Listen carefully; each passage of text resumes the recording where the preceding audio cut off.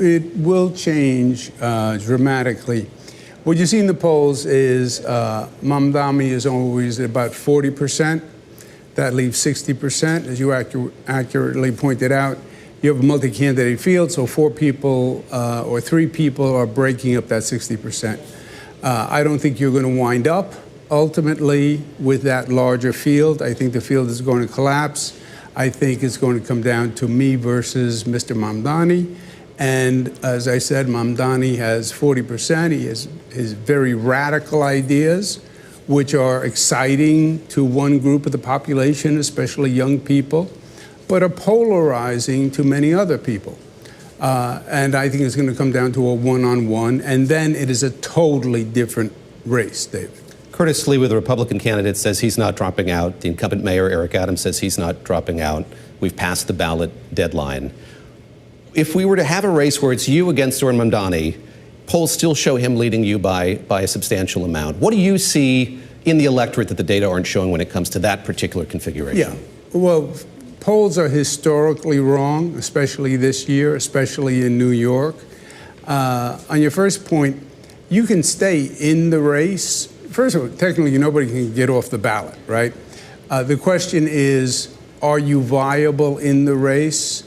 And you can have people who are in the race, but the voters just think they're not really competitive. They can't win. I'm not going to waste my vote. And I think that's what happens here. I think it comes down to me and Mamdani. I think when people understand what Mamdani stands for, besides what he has said on TikTok, he's anti-police, disband the police, legalize prostitution, legalize the drug trade, abolish jails. This would be anarchy in New York. Socialism does not work in New York City. It's antithetical. We're the business capital, right? We're pro-business. Business is the engine that drives the train. So none of that has been communicated yet. And when it does, I can tell you the minds will change. Is there an effort by you and your campaign to try to convince Eric Adams or Curtis Sliwa to drop out of this race? Are there conversations that are happening behind the scenes to make what I imagine you see as a compelling case for them to step aside to make this more of a one-on-one race? No, I'm sure they're making their own decisions. Look, I've been in elections where I have dropped out because I thought it was the right thing to do. They have a decision to make. There is no apparent path to victory for them. They, in essence, would act as a spoiler, and that's a decision they have to make. They have to make it personally, and that's their business. But again, I think it's going to come down to a two-person race no matter what, because that's what the polls are going to say, and that is the choice. I am a Democrat. My father was a Democrat. I worked for Bill Clinton. Zohran is a socialist. They call themselves democratic socialists, right? Didn't support Democrats. Said Barack Obama was a liar and evil, and didn't support Kamala Harris against Trump, right? So this is a very different, this is apples and oranges between the two of us. I want to ask you about some comments that Curtis Sliwa made yesterday. I'm sure you heard them. He was campaigning and suggested that you or affiliates of your campaign had reached out to him and offered him money to the tune of $10 million to drop out of this race. And I'm going to quote from what he said during that campaign event. He called these classic Andrew Cuomo tactics. Why don't you strap up Cuomo to a lie detection machine and ask him, and we'll all be blown to kingdom come because he's behind it. I don't have a polygraph machine with me here, but how do you respond to what he's alleging in those comments? Look, you have to take Sliwa with a grain of salt, right? He is a known con man. He's lied about being victims of crime before. But it's very simple, David. When he said that, someone should have said, who? Who offered you the money? Let him answer the question, because it would happen to be a crime, right? Who offered you money? He never said who, which sort of tells you, right, that it's all malarkey. There was no person who did it. I want to ask you last, we've talked about the state of the race, where you hope that it's headed, and if we can, I'd like to look back to 1977, so a ways. You were 19, you were a student at Fordham University, your dad was making a run for mayor, and you were helping out on the campaign. He didn't win the Democratic primary and decided to run on an independent line for mayor. He ended up losing that race by 9 points.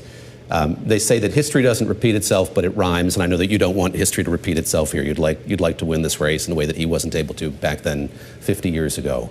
I'm not the first to point out this historical parallel, but I imagine you've thought about it. And I wonder how that experience has informed your outlook on this race. There was introspection after the primaries. You didn't do as well as you wanted to do. You decided to make this run. What can you learn about that race that your dad waged, and how does that inform the way that you're running this one? My father was an extraordinary individual on many levels. Highly principled, frankly atypical for a politician. And he did, quote unquote, the right thing, whatever he thought the right thing was. For me, I believe in the Democratic Party.